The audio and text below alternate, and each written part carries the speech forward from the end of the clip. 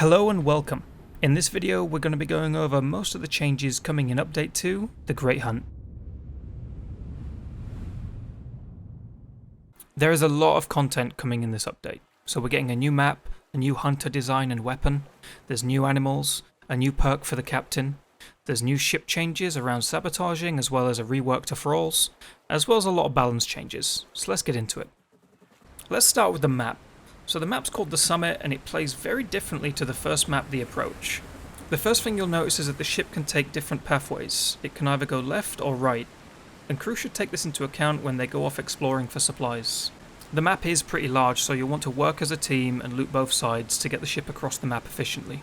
While the map does look fairly open, a lot of the beds and coal and supplies will be deep within caves, so definitely go and explore those.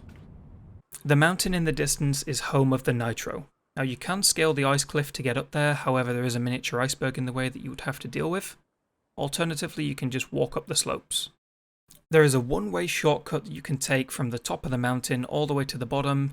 This is really great to use in case you need to get to the bottom of the mountain very quickly. The ladder does hang slightly off the ground, so it's not possible to climb it from the bottom. The cave on top of the mountain goes very deep, and it's very dark inside, so it's a great place for Thralls to lay an ambush. Once you're inside, you'll find a nice ice sculpture, and you'll find the Nitro Spawn.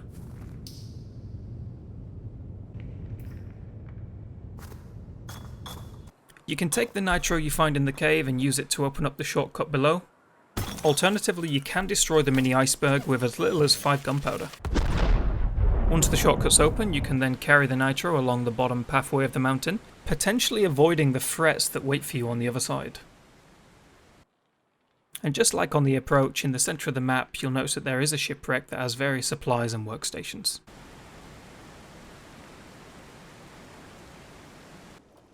The captain has had a slight rework, and he has a new perk now that makes it so that his survival stats don't drop as quickly while he's on the ship.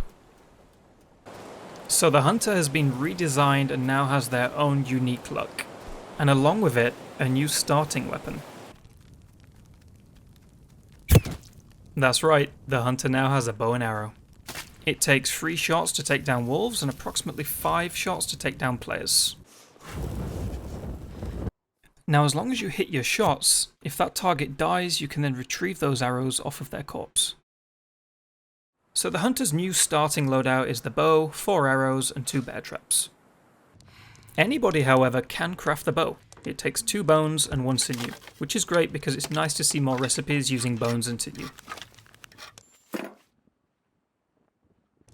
The arrows are fairly cheap to make. You just take 1 scrap and 2 pieces of wood and this will make 2 arrows. Arrows can stack up to 10 times, but the best thing about the arrows is you can drag poison onto an entire stack and it'll poison every arrow. The poison reduces movement speed, does a little bit of damage over time, and I'm pretty sure it lasts for about 25 seconds. I know what you're thinking, and yes, you can snipe people from the mountaintop with the bow. You do have to account for the arrow travel time and the drop. One of the new threats you'll bump into on this map is multiple polar bears. There is one in the centre of the map defending the shipwreck, and there's a few more on the slopes of the mountain leading up to the Nitro. Now these things take a lot to bring down, so you really do need to prepare for the fight. I recommend lots of traps and lots of range weapons, because these things can kill you in 4 hits.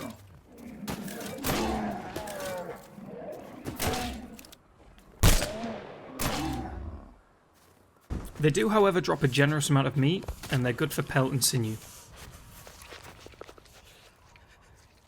Let's take a look at the changes to the ship. So you'll notice that the captain's quarters has been reworked and that there's now a new coal chute. So if you interact with this boiler vent, anything you put inside will appear in the boiler downstairs. This is done to introduce more ways to sabotage the boiler because it can often be quite hard to do that when somebody is guarding it.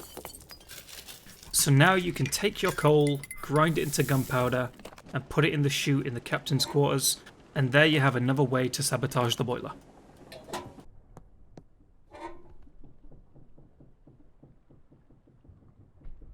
Let's take a look at the changes coming to the Thralls in this update. The first thing is, as you build more totems, the curve of charging is eventually going to flatten out. This is done to help with the balance of totems because, as you know, spamming totems has been pretty strong. To make up for this, totems do now build slightly quicker, and they drastically reduce the audio range of totems so that they're much more harder to find.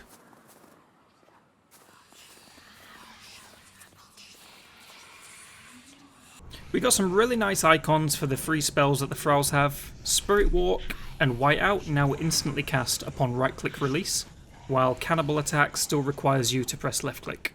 This has led to some changes around the Thrall vision. Cannibal Attack is the only spell now that offers the full Thrall vision that we've been used to this whole time. With Spirit Walk, you will only have Thrall vision for the duration of the spell. And with Whiteout, you only get Thrall vision for a few seconds when you initially cast the spell.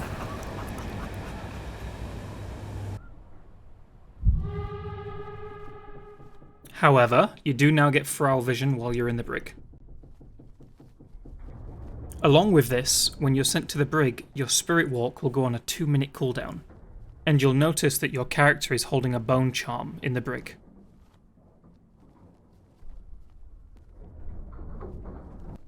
When the ability comes off cooldown, you should choose your moment and then escape. To activate the spell, you just press left click, and the distance you travel is based on how much spell power you have.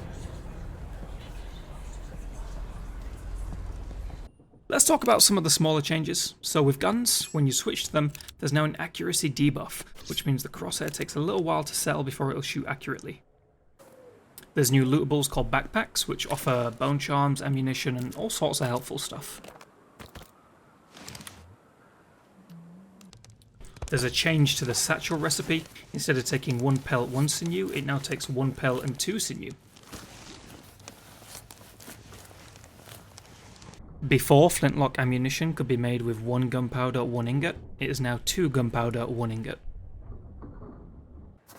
The saber is going to be seeing a nerf, so before the saber would take about 3 hits to kill a wolf.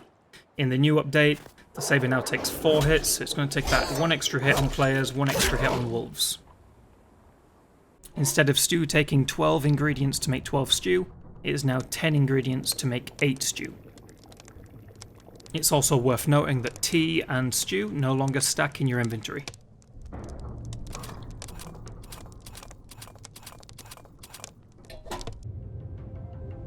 That pretty much covers everything in Update 2 The Great Hunt. I hope this helps you in some way and prepares you for your time on the summit. Thank you so much for watching. Consider subscribing for more videos like this. Take care.